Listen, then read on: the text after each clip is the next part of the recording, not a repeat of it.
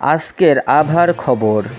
আগামী 3 দিন দেশজুড়ে বৃষ্টি অব্যাহত থাকবে বলে জানিয়েছে আবহাওয়া অধিদপ্তর।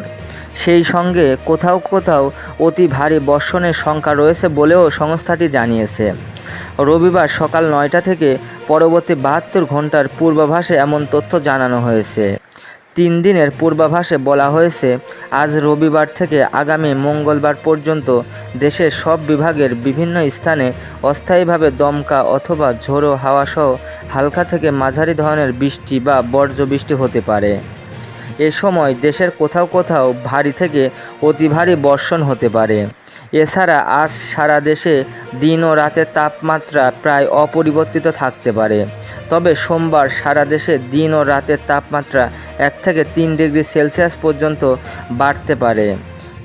এদিকে স্থল গভীর নিম্নচাপটি গাঙ্গেয় পশ্চিমবঙ্গ এবং তৎসংলগ্ন এলাকায় অবস্থান করছে। এটি আরও পশ্চিম উত্তর পশ্চিম দিকে অগ্রসর ও ক্রমান্বয়ে দুর্বল হতে পারে। মৌসুমী বায়ুর অক্ষের বর্ধিতাংশ পাঞ্জাব, হরিয়ানা, উত্তরপ্রদেশ, বিহার, গভীর স্থল ও নিম্নচাপের কেন্দ্রস্থল ও বাংলাদেশের মধ্যাঞ্চল হয়ে আসাম পর্যন্ত বিস্তৃত রয়েছে। মৌসুমী বায়ু বাংলাদেশের ওপর সক্রিয় এবং উত্তর বঙ্গোপসাগরে প্রবল অবস্থায় রয়েছে।